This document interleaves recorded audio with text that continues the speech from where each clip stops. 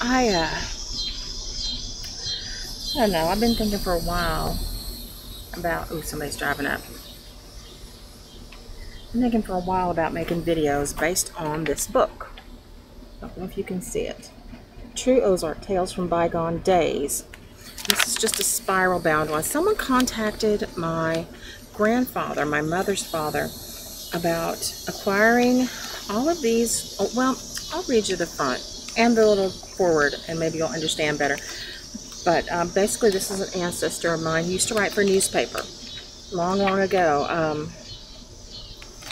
And this is called Tales Written About Settlers in Southern Missouri Before, During, and After the Civil War. And this is by John J. Chilton, who was, I believe, my great-great-grandfather. And he lived from 1858 to 1938. And a man from the university wanted to put this all together. And I wonder why I have this reflective thing going on here. Who knows? That's weird. Anyway, he wanted to put this together as one whole book, all of these old articles. My grandfather, who gave one of these to each of his grandchildren, and he put his passport picture from years gone by. He says, "Dear Alyssa," this is written on July 2007, "this book is presented to you by your grandpa Maurice Hugh Chilton." And I almost didn't say it, but I already told you the man's name that wrote it. So, Maurice Hugh Chilton, in memory of his grandpa, John J. Chilton. So it's my great-grandfather. No, my great-great. Yeah, my great-great-grandfather. Grandpa John J. died in 1938 at the age of 80 years. He lived his entire life in and around the town of Van Buren, Missouri. The stories he wrote certainly gave us a better understanding of how folks lived back then. Some of the articles are pretty gruesome. Please save the book for future generations in your family. Much love, Maurice. Well, I can't have kids, so there's not going to be any passing this along to future generations for me, but I can certainly enjoy it while I'm alive. And here's a picture of the family. There's John J. himself, kids, and his wife. Now, I wish I could remember right off the bat, but there's always been little whispery, gossipy tales about the woman. She's rather plump. She looks about my size, and her name was what? Her name was Christina. Christina. We don't know if they meant to name her Christina, but because they're from Missouri and talked all retarded, they ended up naming her Christina. I forget how that went. But she was a bit of a wild one. She would jump up and leave the family. Let's see here. She had 1, 2, 3, 4, 5, 6, 7 kids. And she'd go off on a toot and go running around with other men and go live with other men and go be wild. And then she'd come back and be mama again. And wildness going on there. Christina and her plump little escapades. John J. Chilton was born in 1958 and passed away in 1938. Is that what it says on the front? Yeah, okay. He was a young boy during the Civil War. He witnessed many events related to the Civil War and heard many stories of events that took place in southern Missouri during that time. In 1931 to 1933 and part of 1934, he wrote columns for a newspaper in Van Buren, Missouri, called The Current Local, about the Civil War and events that took place before and after the war. He titled these stories True Ozark Tales from Bygone Days. I, Joseph E. Johnson, being the 5th generation great-great-grandson, saw the value in making sure these tales were preserved and not lost or discarded.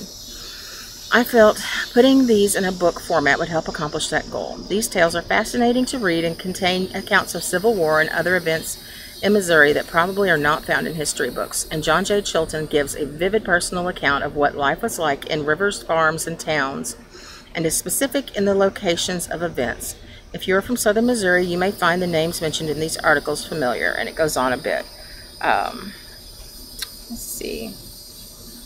When I studied the Chilton family tree, I was impressed to learn that the Chiltons went back to England in 1066 during the reign of William the Conqueror and have an interesting coat of arms. Therefore, I have included a brief history of the Chilton family, and blah, blah. Most of you aren't going to be interested in that. We have a classy coat of arms, it seems. It's got... it looks like a griffin and neat stuff on it. I'll read you one of these stories, and if anybody likes them and is interested, man, we had a Shadrach. We also had a Zimri. That's some cool names. But if you find these interesting at all, I'll make future ones. I'll just, I guess, read the first newspaper account here. This was from 9/17/1931. First visits of soldiers to country not welcome. Early in April 1862, Captain McCameron, with a company of 60 soldiers, entered the north part of Carter County, and leaving the state road at Farm, John Chilton's children were planting corn near the river at what was then known as the Count Road Ford. The children were Shade Chilton, 15 years old, and 5 others ranging in age down to 9 years old. The writer, only 4 years old at the time, was there. The people of the community were expecting the soldiers, and when they rode into the river, Shade Chilton started to warn Isaac Baker, Sam Burnham, Sam Hanger, and Batty Chitwood, who were working on the next farm up the river. He ran about 60 rods through plowed ground while they rode out of the river and up the fence. The writer can yet see how their blue uniforms and weapons flashed in the sun, and their fine horses glistened as they ran through the field. The boy had never been chased before, so he thought the soldiers much closer upon him than they actually were. So he crawled under a log, where one of the pursuers discovered him. Bringing him out from his hiding place, they forced him to guide them to a farm for which he was headed when caught. They arrived at the farm just after the noon hour, and Mr. Burnham had started plowing. Mr. Baker was cutting corn stalks and cleaning up the land. He discovered the soldiers in time to slip behind a large tree. Mr. Burnham's coat was on the opposite side of the tree, and a soldier came and got the coat. And then, when they had gone up to Mr. Baker's house, he slipped away unnoticed. And going up a hill, he watched the soldiers until they turned back. Sam Hanger and Batty Chitwood, working in another part of the field, discovered the raiders in time to slip away. The Federals returned to the home and released Shade Chilton and asked my mother numerous questions, but got little true information. From there they went down to the river, to the next farm known as Wood's Mill at that time, and camped. After night, some of them were saddling up to ride around some that night, when one of the men thus engaged discovered a man nearby and asked, "Who comes here?" The man replied with a shot, which took effect in the soldier's wrist, causing his death 4 days later at Greenville.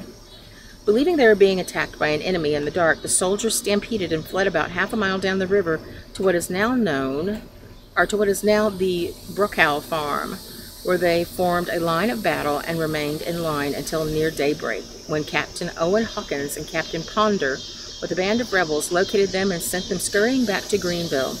The local citizens who first fired on the band left the scene in an opposite direction from their home, rode a mile or so, and left the road one at a time, so that the enemy could not track them, and meet again in the woods, and returned home in time to get some sleep before daylight. John J. Chilton. So, yeah, if you find like it might be interesting at all, next one is called Raiders Killed Rooster But Forgot the Meat. If you think that would be interesting to you, I'll read some more. Surely somebody will find it interesting. There's lots of Civil War buffs out there. I guess that's all from me. If the swinging while I'm reading distracts you, let me know. I'll try to be still. But it's hard to when I'm out here on my swing. Anyhow, that's about it. Hope everybody's doing well this evening.